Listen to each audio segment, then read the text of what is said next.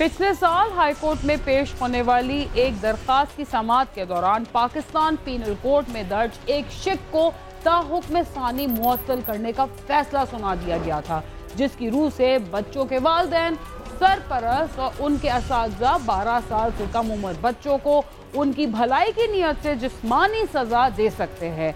इससे कबल 2013 में हुकूमती सतह पर स्कूलों में बच्चों को जिस्मानी सजा देने के मसले पर काबू पाने के लिए भी बाकायदा तौर पर कानून साजी की गई थी, जिसके तहत तमाम सरकारी और गैर सरकारी स्कूलों में बच्चों के लिए किसी भी किस्म की सजा और उन पर तशद्दुद से मना किया गया था। इस कानून की खिलाफ वर्जी करने वाले असातिज़ा को जुर्माने और कैद की सजा देने की भी सिफारिश की गई थी और मार नहीं बल्कि प्यार के स्लोगन पर अमल करने का पाबंद बनाया गया था। मुल्क के तालीमी इदारों के लिए किए गए इन इक़दामात और उन पर अमल दरामद के सिलसिले में बच्चों के वालिदैन और असातिज़ा का अपना अपना मौक़िफ़ था और इससे बच्चों को दी जाने वाली सज़ाओं में काफ़ी कमी भी देखने में आई थी। मगर ऐसे कम उम्र बच्चों पर क़वानीन के होते हुए भी तशद्दुद जारी है, जो अपनी गुर्बत की वजह से मुख्तलिफ मकामात पर मेहनत मजदूरी करने पर मजबूर हैं। समाजी इदारों की कोशिश से बच्चों पर होने वाले तशद्दुद में काफ़ी हद तक कमी तो आई है, मगर जब तक बच्चों पर तशद्दुद करने वाले अफराद कानून के कटहरे में आने के बाद सज़ा नहीं पाते, तब तक बच्चों के हुकूक के लिए की जाने वाली कोशिश की वो समरात नहीं मिल सकते जिसकी हम तवक्को कर सकते हैं। याद रहे कि जब हम बच्चों के हुकूक की बात करते हैं तो उसमें सिर्फ मखसूस बच्चों के हुकूक ही शामिल नहीं होते, बल्कि उन तमाम बच्चों की बात की जाती है जो अपनी ज़िंदगी में तशद्दुद के मुख्तलिफ तरीक़ों का सामना करने पर मजबूर होते हैं। पंजाब का शहर कसूर सूफी शायर बाबा भुल्ले शाह की वजह से पूरे बरे सगीर में अपनी अलग पहचान रखता है, लेकिन पिछले कुछ अरसे के दौरान इस शहर में ऐसे नाकाबिले बयानात वाक़यात पेश आए जिन्हें सुनकर सब लोग हैरान रह गए। इस शहर का नाम बच्चों पर होने वाली तशद्दुद की कार्रवाइयों की वजह से हुकूमती ऐवानों में भी गूंजता रहा और अब भी अगर कहीं किसी बच्चे के साथ जुल्म और ज्यादती का वाक़या पेश आता है तो कसूर का हवाला ज़रूर दिया जाता है। कसूर वाले बच्चों पर होने वाले हर वाक़े के बाद ये सवाल करते नज़र आते हैं कि आखिर उनका क्या कसूर है। ज़िला कसूर में एक नौजवान ने 12 साल बच्चे को तशद्दुद का निशाना बनाया और मुज़ाहमत करने पर उसे ज़िंदगी की नेमत से महरूम कर दिया। आइए जानते हैं कि अफसोसनाक वाक़या क्यों पेश आया।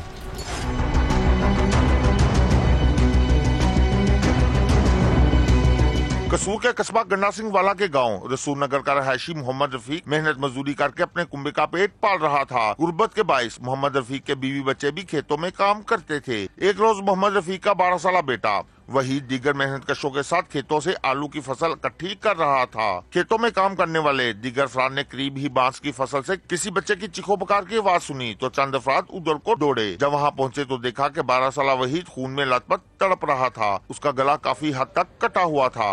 बच्चे को फौरी तिब्बी इमदाद के लिए डिस्ट्रिक्ट अस्पताल कसूर ले जाया गया, जहां से डॉक्टरों ने उसे चिल्ड्रन अस्पताल लाहौर रेफर कर दिया, जहां 2 रोज तक मौतो हयात की कश्मकश में मुब्तला रहने के बाद वही दम तोड़ गया। रसूल नगर का रिहायशी था। जब ये हमें वाक़या रिपोर्ट हुआ तो इस बच्चे की गर्दन काटने की कोशिश की गई थी। बच्चा नीम बेहोश था और इसको हॉस्पिटलाइज कर दिया गया।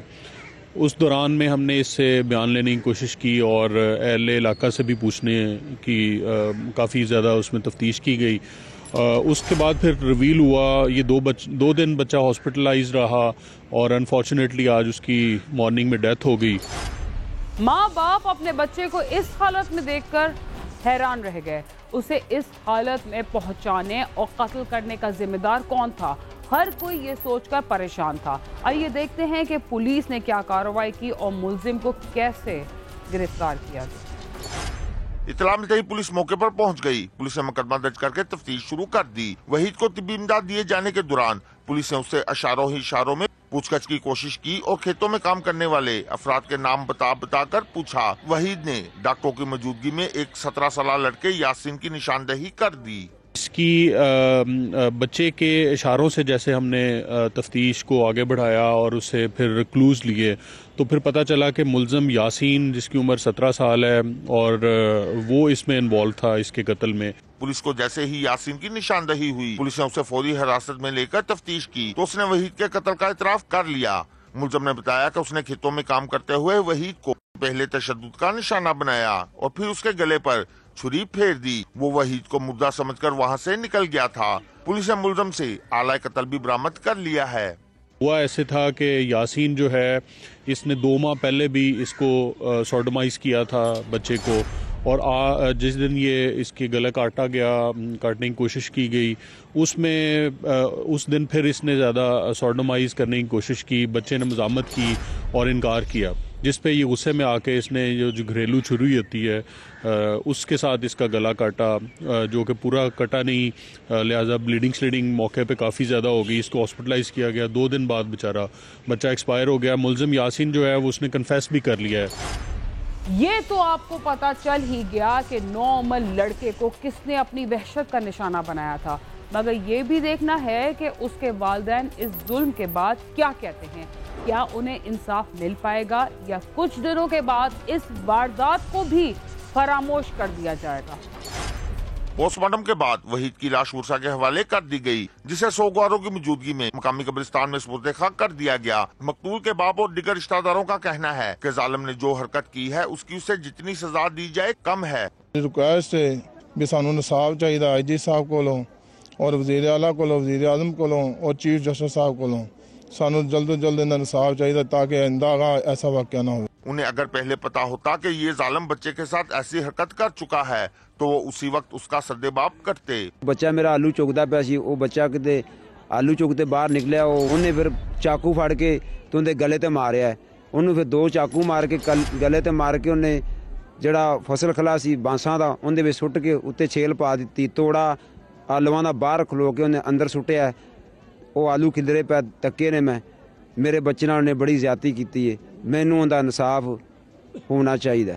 पुलिस हुकाम का कहना है कि मुलज़म बच्चे के साथ 2 माह पहले भी घिनौनी हरकत कर चुका था। अगर उस वक्त पुलिस को बता दिया जाता तो मुलज़म के खिलाफ कार्रवाई होती और ऐसी सूरत-ए-हाल ना होती। यूं पहले इस जुल्म पर खामोशी ही बच्चे के लिए जानलेवा साबित हुई। ये आलू पे लाभदा ही ते मैनू आख्या चला उत्थे आलू थोड़े पै मेरे को बैल ही ते मैं जान के घर न लाया ही ते मैनू आख्या चला मैन मगर लगा है ते उवें मासा विच वड़ गया हाँ। ते फिर मैं पूछा जान के मैं कित्थे आलू पै ने ते इयां दा अगां जा ते उत्थे पै हुंदे अगले बुचड़े कोल उत्थे गया ते इन मैं आख्या हुन। मकतूल के वर्षा और अहले इलाका ने अरबाब इख्तियार से मुतालबा किया है कि मुलज़म को जल्द अज जल्द इबरतनाक इंजाम तक पहुंचाया जाए ताकि ऐसे वाक़यात की रोकथाम हो सके। जबकि पुलिस हुकाम का कहना है कि लोग ऐसे मामलात में पुलिस को फौरी इत्तला करें ताकि जुर्म को बढ़ने से पहले ही उसकी सरकोबी मुमकिन हो। साथी रिपोर्टर महर शफीक के साथ आमिर शहजाद, समा, कसूर।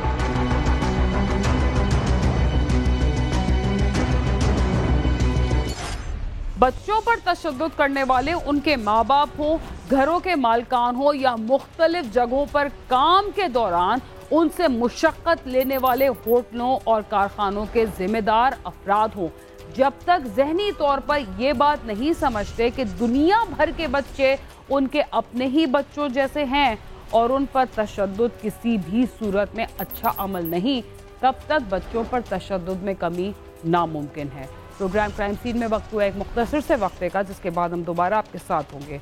तब तक आप समा के साथ ही रहिए। कहते हैं कोई भी नाखुशगवार वाक़या यकायक पेश नहीं आता, बल्कि उसकी कई वजूहात होती हैं। ये मेरे किराएदार थे और इसके रिश्तेदार जो है मेरे करीब जानने वाले हैं, पुराने हैं, उन्हीं की मार्फत से मैंने मकान दिया और मियाँ बीवी का आपस का मसला था। कोई पता नहीं मुझे क्या इनके अंदर का क्या मामूल है, मुझे इल्म नहीं था इस चीज़ का। मैं सीधा साधा अपना पंचर की दुकान है, उस पर काम करता हूँ। 200, 300, 400 रुपये का काम होता था। उसमें जैसे जैसे सब्र शुक्र से गुजारा करते थे, मगर इस मसले को मैं बर्दाश्त नहीं कर सकता।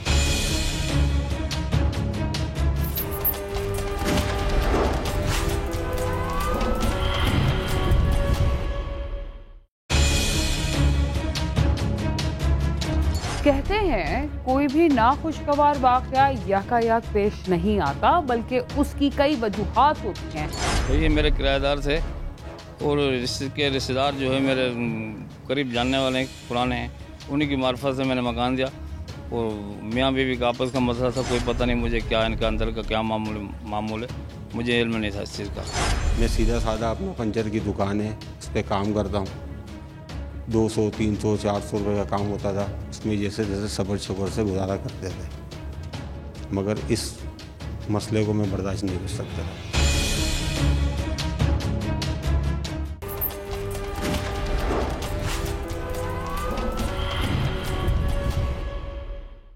प्रोग्राम क्राइम सीन में एक बार फिर खुशामदीद। गुस्से और जज्बात में आकर हम कुछ भी कर सकते हैं, लेकिन तहम्मुल से काम लिया जाए तो बातचीत के जरिए बहुत सारे मसाइल हल भी हो सकते हैं। कराची का मेहनत मजदूरी करने वाला एक शख्स घर में दाखिल हुआ तो वहां उसकी बीवी के अलावा एक अजनबी भी मौजूद था। इस सूरत हाल में लड़ाई झगड़ा और मारपीट के अलावा कोई और बात इसलिए भी ना हो सकी कि घर में मौजूद शख्स कोई अजनबी नहीं था, बल्कि इस शख्स की वजह से घर का मकीन पहले ही शहर का एक इलाका छोड़कर कराची के इस इलाके सुरजानी सेक्टर में आ गया था। शौहर ने इस सूरत हाल को देखकर गुस्से में क्या फैसला किया, आइए हम आपको बताते हैं।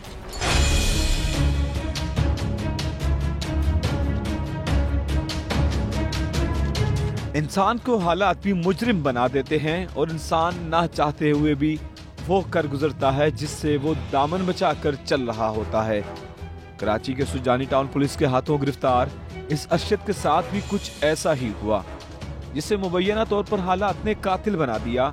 कराची के इलाके सुजानी टाउन सेक्टर 4D में नाहिद और सलमान को छुरियों के वार करके कत्ल कर दिया गया था, जिसके बारे में बादजा मालूम हुआ कि दोहरे कत्ल की इस वारदात में मकतूला का शौहर अरशद मुलव्विस था, जिसे पुलिस ने मौके से ही इलाका मकीनों की मदद से गिरफ्तार कर लिया। मुलजिम अरशद के मालिक मकान मोहम्मद असलम का कहना है कि उसने चंद माह कबल ही मुलजिम अरशद को मकान किराए पर दिया था। ये मेरे किराएदार थे और इसके रिश्तेदार जो है मेरे करीब जानने वाले हैं, पुराने हैं, उन्हीं की मार्फत से मैंने मकान दिया। और मियाँ बीवी का आपस का मसला था, कोई पता नहीं मुझे क्या इनका अंदर का क्या मामूल है, मुझे इल्म नहीं था इस चीज़ का। किराएदार है मेरे। मुलजिम अरशद को जब पुलिस गिरफ्तार करके थाने लाई तो उसने अपने जुर्म का खुद ही एतराफ कर लिया। उसका कहना था कि हालात ने उसे ऐसा करने पर मजबूर किया। मुलजिम अरशद के मुताबिक वो पहले लांडी के इलाके में अपने अहले खाना के साथ रहता था, जहां मुबैना तौर पर उसकी बीवी के उसी गली में रहने वाले सलमान नामी लड़के से दोस्ती हो गई। उसे जब इस बात का पता चला तो उसने अपनी बीवी को समझाया और उसे मना किया, जो होना था वो हो गया है, अब वो इन तमाम चीज़ों से बाज आ जाए। तकरीबन 3 साल से था। मैंने जब ये सिस्टम हुआ, मैंने एक दफ़ा इनको पकड़ा तो इसकी वालदा के सामने मैंने हाथ जोड़ के बोला कि देखो बाजी, तुम्हारे घर से चिंगारी निकल के मेरे घर को जला रही है, इस मामले को कंट्रोल करो। तो अब मेरा समझा सकता था मगर नहीं समझ में आया। उसके बाद मैंने इसको फिर इसके साथ देखा तो मैंने फिर अपनी वाइफ को थोड़ा सा चमाटे मारे, चमाट वगैरह मार के ये लड़के अपने घर आ गई, अपने भाई के पास आ गई।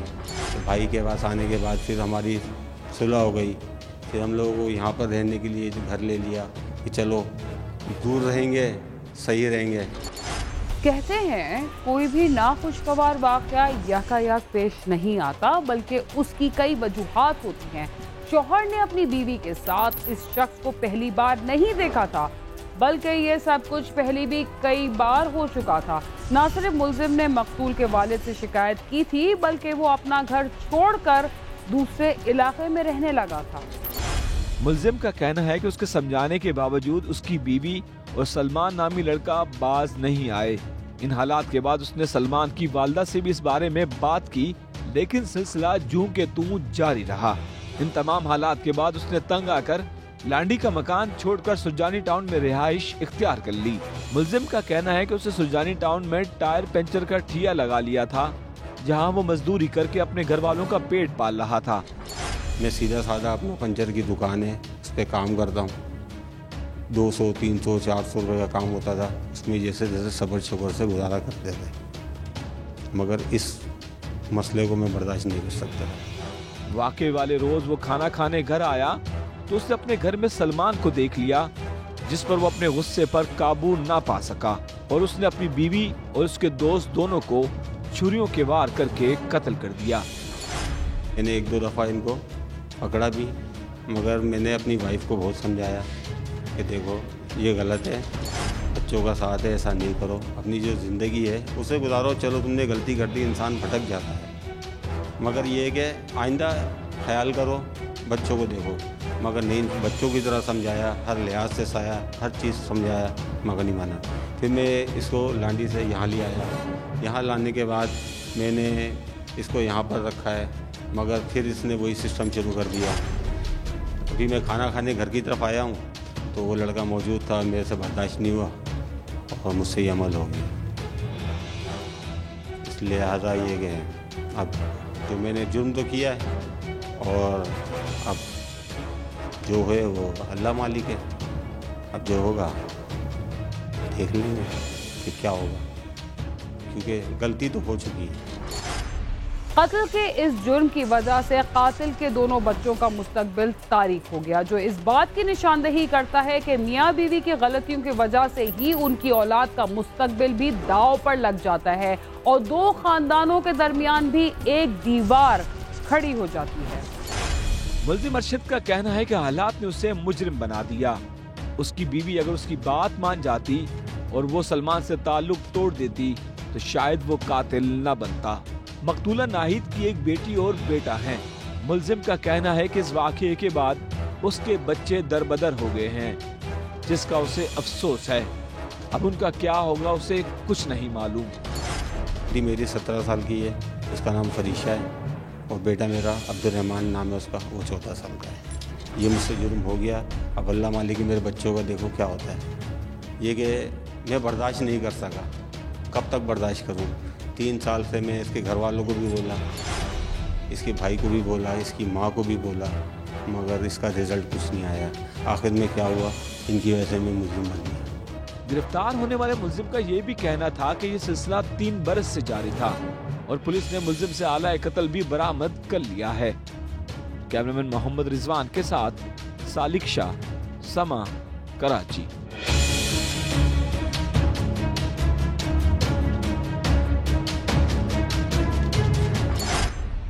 कत्ल की हर वारदात के पीछे कोई ना कोई कहानी ज़रूर छुपी होती है, मगर सबसे खौफनाक वारदातें ऐसी होती हैं जिसमें कातिल के हाथों उसका कोई करीबी अजीज़ या रिश्तेदार अपनी जान से चला जाए और उसके घर से जुड़े बहुत सारे अफराद मुख्तलिफ मसाइल में घिर जाएं।